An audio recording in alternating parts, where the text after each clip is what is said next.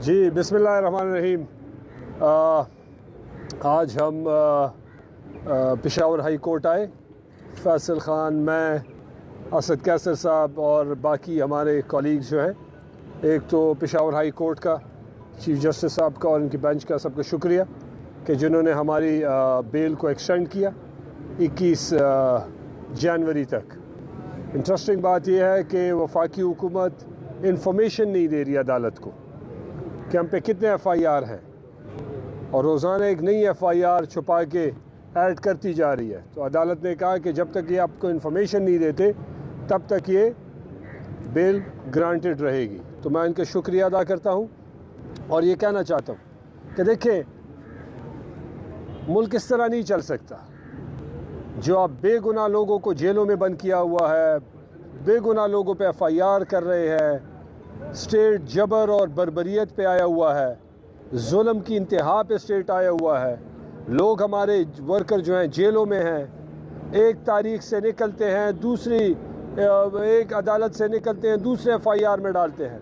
हमारे हज़ारों की तादाद में इस वक्त जो वर्कर्स हैं वो पिंडी की अटक जेल है, वहाँ के जेलों में डाले हुए हैं उनको, और जहाँ से उनको अभी इंफॉर्मेशन आ रही है, हमारे लॉयर सारे जाते हैं, तो जहाँ पे उनको बेल होती है उनको 9 मई में डाल दिया है। मतलब आप सोचें कि लकी मरवत का बंदा, DI खान का बंदा, पेशावर का, स्वात का, जहाँ का भी है, उसको टोबर टेक सिंह में डाल दिया है जेल में और FIR में, उसको पिंड दादन खान में डाल दिया, उसको कहीं लाहौर में डाल दिया।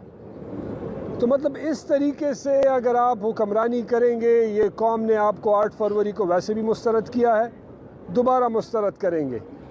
ये कौम जो है ये खौफ के बुत तोड़ चुकी है और नाइंसाफ़ी आज पाकिस्तान में पीक पे है।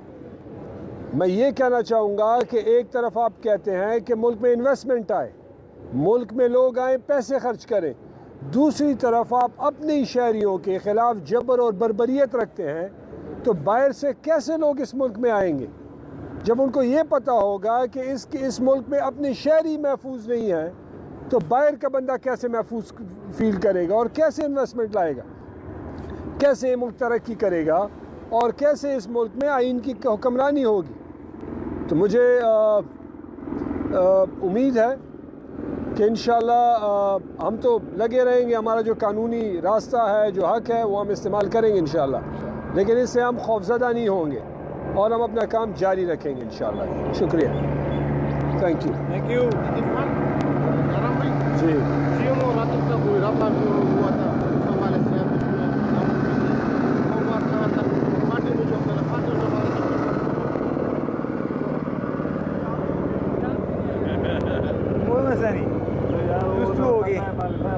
सीढ़ी भिजवा दे। जी बिल्कुल, आतिफ खान का और CM साहब का बिल्कुल रब्ता हुआ है और उसमें असद कैसर ने और मैंने किरदार अदा किया है, और आतिफ खान भी, CM साहब, हम सारे एक टीम के मेंबर हैं।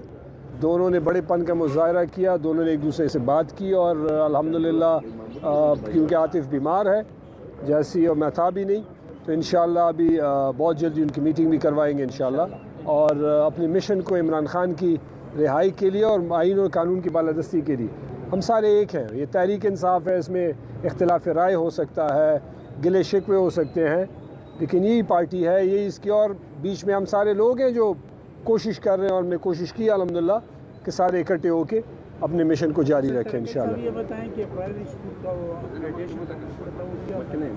जी उसके अंदर बिस्मिल्लाहिर्रहमानिर्रहीम जी उसके अंदर हमने जी नोटिफाई कर दिए हैं, कैबिनेट की कमेटी है। जैसे कि आपको पता है कि फ़ाइनेंशियल क्रंच है खैबर पख्तूनख्वा में, और जो मसले हैं, मैंने किताबों के अभी जो है ना प्रिंटिंग के पैसे देने हैं 7-8 अरब रुपये, तो प्रायोरिटाइज़ कर रहे हैं इंशाल्लाह। जिस तरह पाकिस्तान तहरीक इंसाफ ने 2013 से लेकर 2024 तक अल्हम्दुलिल्लाह एलिमेंट्री सेकेंडरी एजुकेशन के सब टीम मेंबर्स को, बिलखुसूस असातिज़ा को, उनके एडवाइस के ऊपर सारे रिफॉर्म्स इनिशिएटिव्स लेके आ रहे हैं। इंशाल्लाह उनको भी अकोमोडेट करेंगे, लेकिन थोड़ा सा हमारे ये फाइनेंशियल इशूज़ थोड़ा सा सॉर्ट आउट है इंशाल्लाह।